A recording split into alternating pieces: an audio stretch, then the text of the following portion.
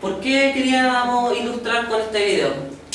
Estas ecuaciones no lineales se están probando sobre todo en el ámbito de la psicología. Y esta persona, Marcial Lozada, las ecuaciones que vieron anteriormente, modeló la conducta humana con las ecuaciones de Lorenz, obteniendo resultados espectaculares que los vamos a demostrar ahora.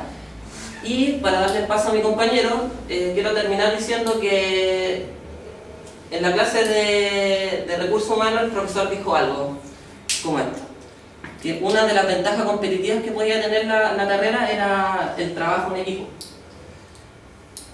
Y la conectividad se puede definir como la derivada del trabajo en equipo, o sea, un continuo trabajo en equipo donde se pueden interactuar las personas y se puedan sumar entre sí y no se resten.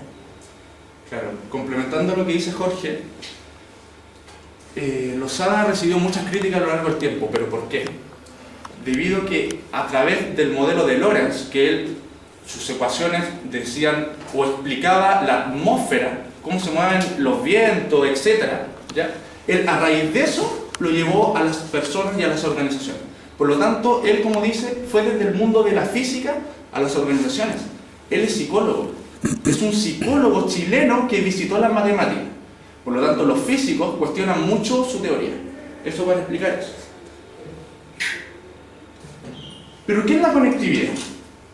Han habido muchas definiciones de conectividad. Por ejemplo, Varela dice que es una dinámica de relación entre los componentes básicos, desde la cual surgen y emergen innovaciones y creatividades. O sea, lo que pasa es que se genera un campo emocional expansivo, el cual atrae, el cual ayuda y el cual ayuda a simpatizar para lograr los objetivos organizacionales. Pero una definición que es la que nosotros hemos definido en la consultora es que el espacio emocional, o mejor dicho, la conectividad, es un campo emocional que se genera en torno a los equipos para que estos fluyan. O como lo dice aquí el mismo Lozada, que son patrones de conducta fuertemente interrelacionados con los miembros del equipo. Que esto es muy importante, que se sustenta a través del tiempo, porque yo no saco nada generando conectividad para que dure un día, 2 días, 3 días. Esto dura 6 meses o más. De hecho, cuando uno hace estas intervenciones, constantemente se está, ¿cómo se dice? Midiendo, ¿ya? Y claramente ha durado incluso hasta más de 3 años. Como dice aquí, reflejan un proceso de influencia y aprendizaje mutuo. Miren, fíjense en esto. La conectividad del equipo. Un equipo de baja conectividad. Esto es lo que pasa con un equipo de baja conectividad. Dice, la conectividad se indica mediante el nexus. El nexus es la unidad que ha definido Lozada para la conectividad. Aquí claramente vemos un equipo de bajo desempeño. Incluso aquí falta un monito que no está conectado. De ahí les voy a dar un ejemplo que nosotros presenciamos en la minera CAP. Justamente ocurrió este fenómeno. A diferencia de los equipos de alta conectividad, donde se genera esa conexión mutua, ese apoyo, esa preocupación por el otro. Claro. Bueno, ¿qué es el campo emocional? Es el producto de la tasa de positividad y negatividad.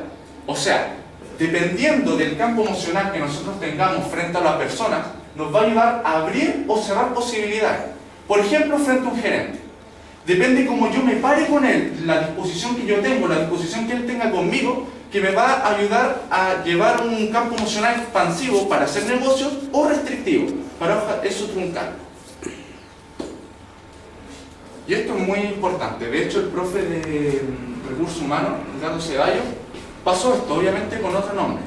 Nosotros lo hemos denominado gestión de un equipo, en donde la conectividad, ¿ya?, es el campo emocional más la coordinación de acción. Pero ojo, 95% campo emocional y 5% coordinación de acciones. ¿Ustedes qué creen que pasa en la empresa? En la empresa solamente se preocupan de esto, del 5%. O sea, el 95% restante, la empresa no se preocupa. Bueno, pero ¿qué es la coordinación de acciones? Es hacer la pega, nada más. No es gestionar, no es el valor agregado, no es el valor de motivar a la gente para que los objetivos organizacionales conversen con los objetivos individuales de las personas para que logren resultados realmente extraordinarios. Claramente aquí hay un ejemplo de conectividad. ustedes saben que el lenguaje verbal es lo que más predomina en el lenguaje de los seres humanos. ¿Qué pasa en una orquesta? ¿Qué pasa con el director? Cuando el director está así, no soy Harry Potter, compadre. Cuando el director está así, dirigiendo a su equipo, es puro lenguaje no verbal. O sea, a través de la música se conectan todos los participantes de esto, produciendo en los espectadores, digamos, una serie de vibraciones en el cuerpo, porque saben que la música son ondas. Por lo tanto, esas ondas se reflejan ya que se transmiten de unos a otros. Y este es un estudio que hizo Gallup, una consultora mundial, y dice que el valor bursátil de la compañía, o sea, cuánto vale en la bolsa, depende de la rentabilidad depende de cuánto yo venda, la venta depende de la satisfacción del cliente y la satisfacción del cliente depende de la conectividad. Es ahí que es totalmente importante que las organizaciones tengan esta conectividad como una ventaja competitiva, ¿vale? Y aquí son los parámetros para definir si un equipo es de bajo o de alto desempeño. Según las investigaciones de Lozada, un equipo de alto desempeño tiene emociones positivas que fluctúan entre las 3 y las 11. Un equipo de medio desempeño fluctúa entre 2,9 y 1,85, y un equipo de bajo desempeño tiene emociones que fluctúan entre las 1,85 y 4, podríamos decir. Es importante recalcar aquí, complementando esto, que no significa cuando se llegan a las 2,9 emociones positivas por una negativa, que el equipo ya es de alto desempeño. Recién ahí el equipo empieza a comportarse como un equipo de alto desempeño. No quiere decir que ahí lo sea. Eso hay que aclarar. Y volviendo un poco atrás, las ecuaciones no lineales, como son caóticas en ciertos puntos, adquieren ciertas formas extrañas. ¿Puedes devolverte para atrás?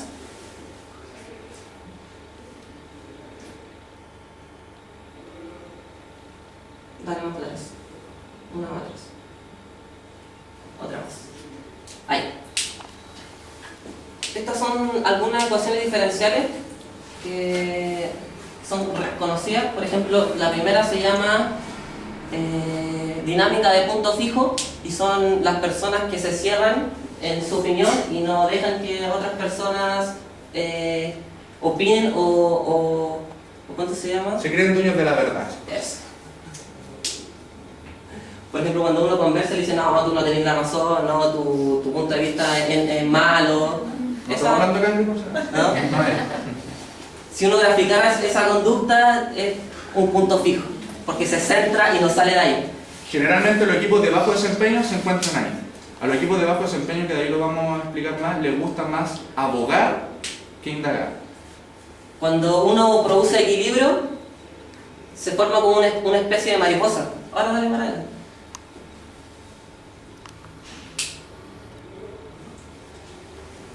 Y aquí esta gráfica describe un equilibrio. Aquí dice equilibrio entre lo que yo hago y lo que yo digo. Y es curioso porque esta mariposa aparece en muchos fenómenos de la vida real. Dale, dale. Por ejemplo, los equipos de alto desempeño tienen dos posibilidades. Uno, investigan, o dos, abogan, o sea, tratan de persuadir. Cuando los equipos persuaden más que indagan, esa mariposa no alcanza a hacer una alita, es solamente la alita derecha. Pero cuando se produce el equilibrio se forma el efecto mariposa, y si uno lo graficara, el resultado sería la imagen anterior. Y bueno, aquí, como habíamos explicado anteriormente, los equipos de alto desempeño están en esta zona, entre las 3 y las, bueno, este gráfico sería más para arriba, entre las 11 emociones positivas. Y eso impacta en el desempeño del equipo de trabajo. Igual hay algo aquí importante, que yo, cuando el profe pasó el tema de conectividad, igual me arrepiento en cierto sentido, porque el profe se había equivocado, pero yo no lo quise como corregir delante de la gente. Eso que no lo logré. El profe había dicho que un equipo puede ser positivo, positivo, positivo, y mientras más positivo va a ser mejor. Mentira. Un equipo tiene un límite, que es el 11,63 sobre 1. O sea, si lo aproximamos, 2 emociones positivas sobre una negativa. En caso contrario, si es que sobrepasa este límite, el equipo languidece. O sea, vuelve a esta parte, que son las características de los equipos de bajo desempeño. Yo no lo quise corregir, pero es así. Claro, porque en muchas emociones positivas se pierde el control en la organización. Claro. Y este es el modelo de Lozada, que rige todo lo que hemos conversado anteriormente. Estas son las ecuaciones de Lorentz, que salen en el video, y el parámetro de control que vuelve caótico el modelo, en ciertos puntos, es la conectividad. Claro, para explicarlo un poco, lo único que hizo Lozada aquí fue redefinir las tres variables que Lorentz en su tiempo había definido de otra manera, ¿ya? Y de hecho, Lozada ocupó las mismas constantes que ocupó Lorentz para explicar el comportamiento de la atmósfera. O sea, uno podría decir, ¿es un plagio? Sí, pero la idea es que él llevó esto a las organizaciones y lo que es extraordinario es que funciona. Claro. Más allá del modelo de Lorentz, Lozada extrapoló todo, porque estas ecuaciones ya existían. Él no llegó y dijo, justo la conducta humana se comporta así. No, estas ecuaciones existían, los parámetros existían, él solamente le dio nuevos nombres. Pero más allá de las ecuaciones, él tiene una forma de intervenir en el equipo de trabajo que le funciona y que tiene como promesa de valor que él va a aumentar la productividad en un 27%. Y si eso uno lo ve en las mineras, que la productividad aumenta un 27% es mucho. Y hablando un poco del modelo de Lozada, bueno, las emociones positivas claramente impactan en la productividad y como decía mi compañero, no hay que tener una sobrepoblación de emociones positivas porque nos puede llevar a languidecer. Las emociones positivas nos ayudan a generar ese campo emocional expansivo que nos va a llevar a resultados realmente sorprendentes. Ahora, para explicar el modelo, si se fijan aquí, Lozada definió tres variables: indagar, abogar, positividad, negatividad u otro en sí mismo. ¿Qué significa indagar? Indagar es preguntar. Indagar es preguntar el por qué. ¿Por qué? ¿Por qué me pasa esto? ¿Por qué tú obtuviste un resultado? Hicimos lo mismo y yo obtuve otro. En cambio, abogar es hablar, hablar, hablar y hablar. Que no le llame la atención a abogar. ¿Dónde viene abogado? ¿Han visto un abogado que hable poquito? Cuando tengan legislación les va a tocar el parear así con la oreja. Tampoco era eso. Lo otro es la tasa de positividad y negatividad. Bueno, Lozada dice 3 sobre 1. A todo esto, indagar, abogar tiene que ser una relación 1 sobre 1. Por una indagación, una abogación. Positividad y negatividad, 3 sobre 1 y otro en sí mismo. O sea, yo hablo desde mí o hablo desde el otro. Tiene que también ser una relación 1 sobre 1. Con Jorge tuvimos una experiencia en CAP, donde mi jefe Oscar llamó a 5 gerentes de distintas áreas en CAP y los puso a conversar de un tema realmente polémico en la minera, que era la construcción de la fase 5. La fase 5 es, por ejemplo, ellos están en la fase 4. La fase 5 es seguir cavando hacia abajo. Pero ¿cuál era lo polémico ahí? No es el problema el que hagan el hoyo, no, porque hay más mineral abajo. Es que ellos estaban ganando, si no me equivoco, $1 por tonelaje que subían. Porque el camión pesado hacia abajo es plata.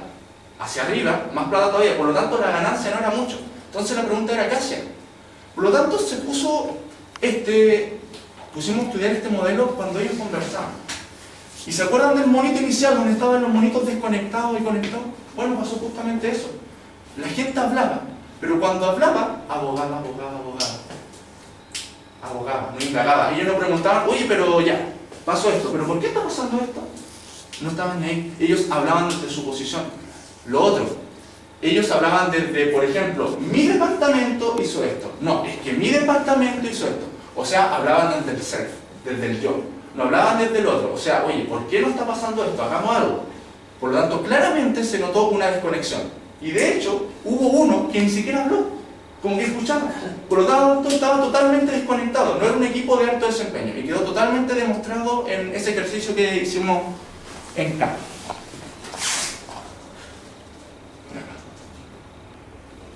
Vamos, dale.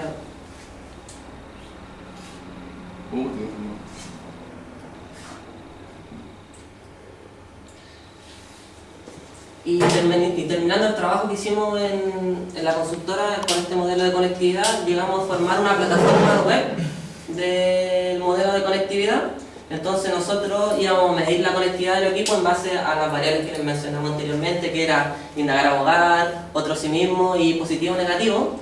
Y cuando teníamos los resultados lo ingresábamos, por ejemplo aquí, cuando íbamos recién, o cuando íbamos a medir por primera vez, ingresábamos los datos acá, dale eso, y nos arrojaban esta serie de resultados. Por ejemplo, el porcentaje de conectividad, el desempeño, la desconexión, Claro. si se estaban restando o no con la ganancia, el campo emocional y la energía. Todo eso podíamos medir a través de la plataforma. Es importante también recalcar que la conectividad no es una adición para el equipo, es un efecto multiplicativo.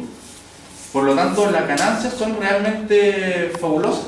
Entonces aquí cuando aquí, por ejemplo, salía 53, a través de los parámetros que teníamos aquí, la persona o el gerente de recursos humanos podía ver si su equipo estaba en bajo, medio o alto desempeño y podía leer las características.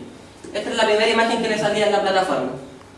Claro, es necesario recalcar que nosotros no queremos indagar demasiado en cómo se lleva esto, pero para explicarle más o menos, esto consta de una preintervención, de una intervención en sí que lo hace la consultora y una postintervención. Esto es lo que sucede en la preintervención, o sea, uno mide el equipo tal cual está y después uno lo compara, luego de la intervención, qué tanto aumentó o disminuyó, uno no lo sabe, generalmente aumenta.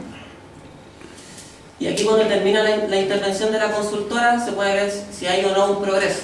Claramente siempre hay un progreso y ese progreso trae consigo un aumento en la productividad. Y aquí una recomendación es tratar de vincularse con personas positivas, no personas tóxicas, equilibrar el investigar o el preguntar versus el convencer y poner el foco en sí mismo pero también en otros. Eso es verdad. Aléjense, así tal cual, aléjense de la gente tóxica, porque las emociones se transmiten. Si yo estoy decaído con mi amigo, obviamente eso impacta en el comportamiento que va a tener mi grupo amigo, aunque uno lo quiera, porque las emociones se transmiten, uno no las ve. Y otro elemento fundamental en los equipos de trabajo, bueno, y aquí vamos a ser súper breve, es el engagement.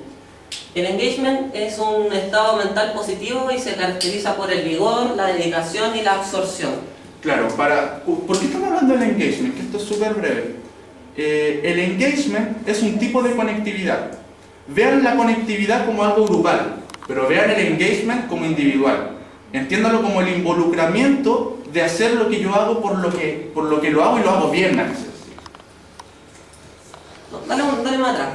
Entonces, la imagen. ¿Qué es lo relevante de este engagement? Es que nosotros tuvimos la sospecha de que a lo mejor este concepto se relacionaba con el rendimiento académico.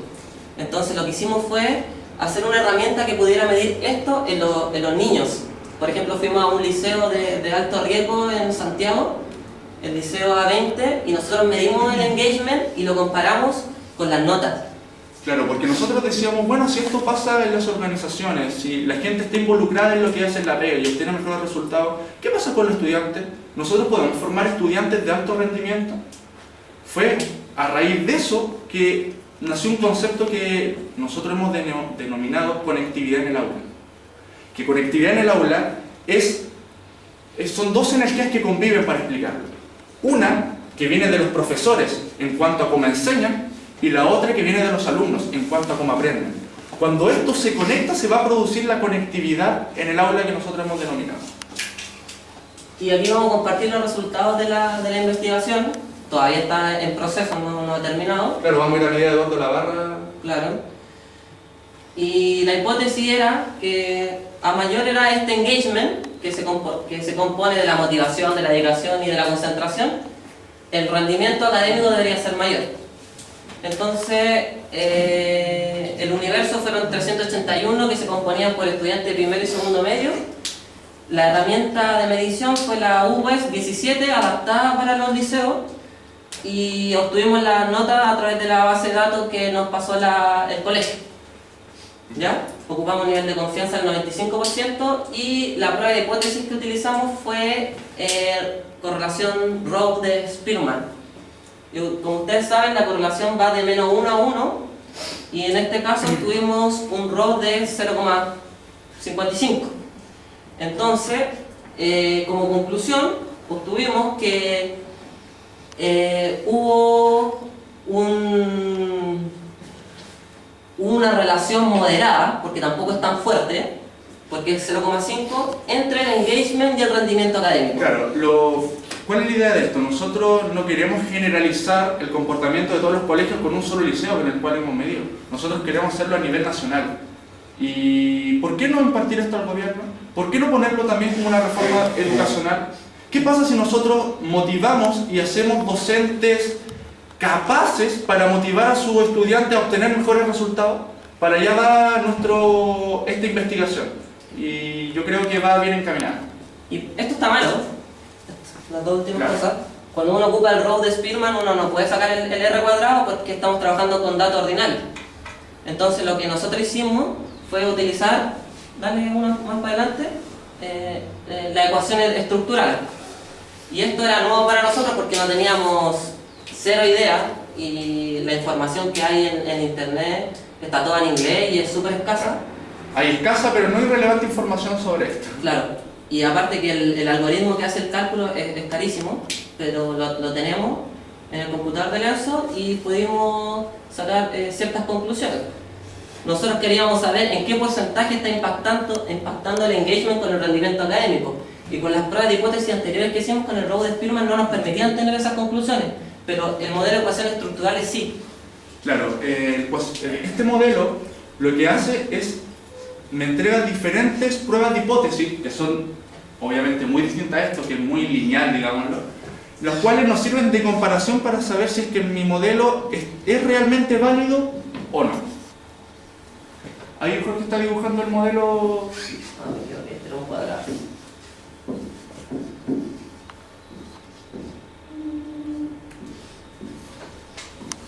Lo que hacen las ecuaciones estructurales es un análisis multifactorial. Por ejemplo, aquí estaba la motivación, la aplicación y la absorción.